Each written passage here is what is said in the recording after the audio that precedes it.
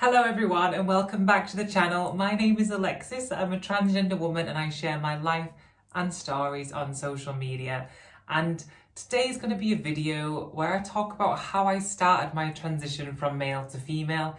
If that's something you're interested in, you want to learn about, or maybe you're considering transitioning yourself and you just want to know where to start, but let's get into it.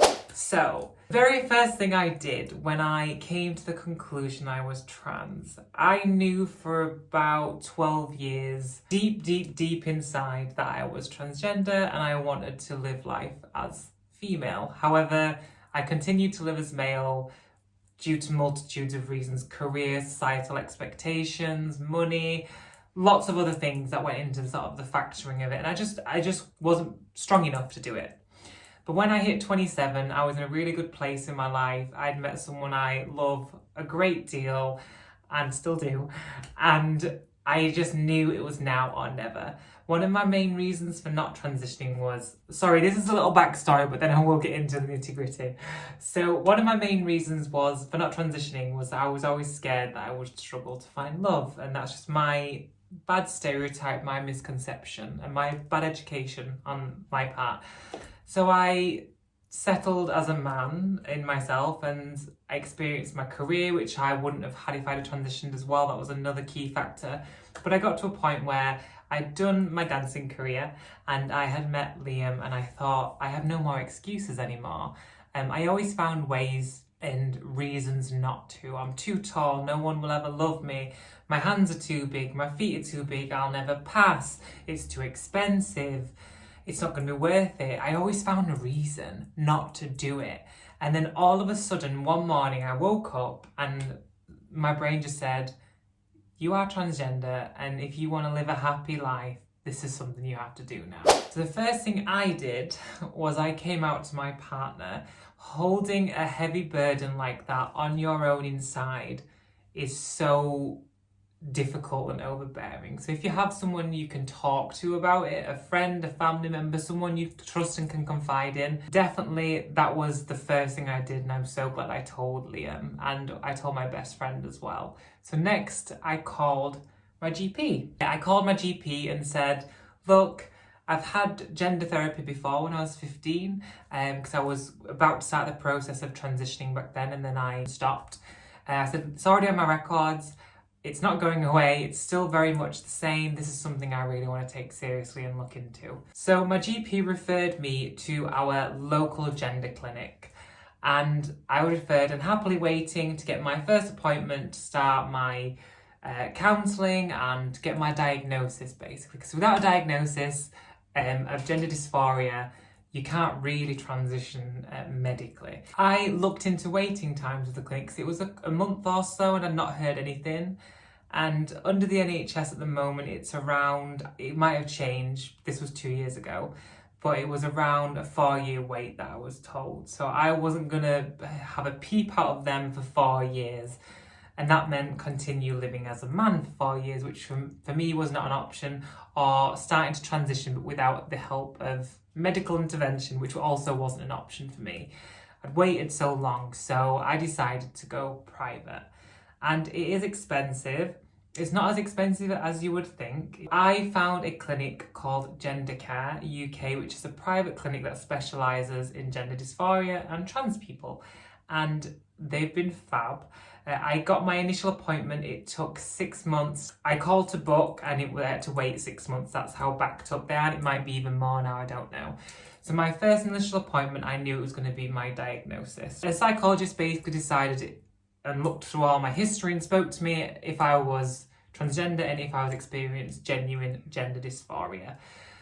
For me, I had no patience and I wanted to start transitioning before that, so I legally changed my name, which also helps. I don't want to say helps, but it reaffirms your gender with your diagnosis. It shows that the psychologist that you are taking it seriously, that this is something you really want to do. Sorry if I'm delivering this in a really boring way. I'm just trying to get the facts out and remember it because it's so long ago now. It feels like a lifetime ago. So I legally changed my name through deed poll. Obviously, you can pick whatever name you want. So I changed my name from my old dead name, my boy name, to Alexis. I didn't bother with the middle name because it's just more writing on forms. And I also changed my gender from male to female. You submit the documents and then you get certificates in the post. That cost me around £30 or £40, so not really expensive. And then you have to change it with everyone, everywhere, and everything. If you Google changing gender and name, there will be a list of all different things you have to change. So multiple bank cards, credit cards, student loans, new driver's license with a new picture to reflect how your appearance is now, water bills, gas bills, all your bills, your household things, car insurance, ownership of the car, and more. There was a lot. That took me like a week of just solidly calling people, sending off the evidence and all that sort of thing. So fast forward 4 months of me trying wigs and makeup and hair and clothes and everything that I wanted to present myself as. And I'm not saying that those things are just what make up being a woman, it's just part of transition. So fast forward, I have my first initial appointment with the psychologist from Gender Care. By this time, I was now living full-time as Alexis. I had started my laser treatment to remove my beard. That's something that I would recommend starting really early on because it takes a good 1.5 years at least to get rid of a beard. Because you can only have laser once a month. That's a whole nother video, another day. Let's not talk about that. But then I had my initial diagnosis where I was asked so many questions. And one thing, I want to lift the veil or the illusion that transitioning is not an easy thing to do in many ways, but the way I'm talking about now is you can't just transition. You can't go to your GP and then you get prescribed the hormones the next week. It's not that simple. And I think the media is making it out to be, but you have to jump through quite a lot of hoops to be able to do it. You have to prove your identity over and over and over again. So to medically transition, you do have to prove yourself effectively. So we went through my medical history, he asked me loads and loads of questions and evidence I was living truly as the identity I was saying. And then I got my diagnosis of gender dysphoria from the psychologist. Moving on from that, I then had to get referred to an endocrinologist, which is basically a hormone specialist. It's a doctor that prescribes hormones. And that was another 3-4 months until the February time. Fast forward again, and I have the appointment and I have to get lots of blood works done and blood pressure and everything like that. And then we go through a whole nother questionnaire about medical history. And then I get my first hormone prescription. I'm not going to go too much into hormones and what I've been on and what I am on, but that's where I got my first hormone. So for me, I started the process in August and I got my hormones in February. And that's private and it's incredibly, incredibly fast. I was really lucky to get those appointments so fast. Some of the private doctors through Gender Care had a 1-year waiting time as well. Be prepared to wait if this is something you are looking into doing. You have to find patience. I am not a patient person by any means, and I've had to learn how to be patient through all of this because you have no choice in waiting. And that is basically how I started my transition from male to female. I know in different countries it'll be different and everyone's experience is different to mine. That's just my story and how I began my journey.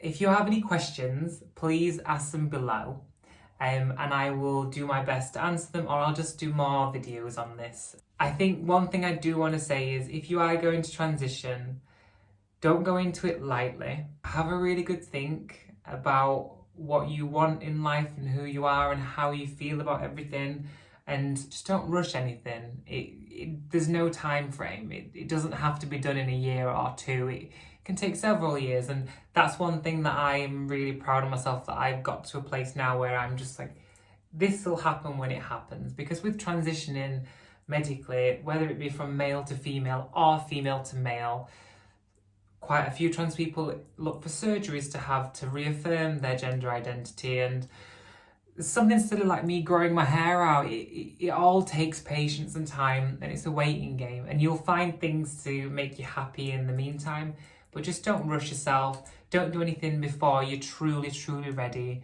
and just make sure it's something that you really, really want and need to be happy on the inside. Okay, that's enough philosophicalness from me. Hello, future me here, just popping in. Sorry, I've been at work all day. That's why I look a bit of a mess. I just wanted to refilm the outro because the one I did before I wasn't happy with. First of all, I know this video is not as exciting. It's more information based, and that's what I wanted. I just want to give the information on how I've transitioned basically and how I started the journey, because I know it's a lot of information if it's something that you're really thinking about doing and it's overwhelming. I do want to say that it's exciting, it's amazing, you should be proud of yourself, and if that is something you're gonna do, it's huge and there's so many good points, so I don't want any negativity to be taken away. I just want to be completely real with all the information I've given. And one more thing, that's not my real hair. I was wearing extensions. I said about patiently waiting for my hair to grow. My hair's only to here right now. That was all extensions, so I'm still waiting. Just be kind to yourself and don't rush anything. And if you are going to transition, then I wish you the best of luck. And I hope you all have a lovely day. Thank you so much for watching. Bye.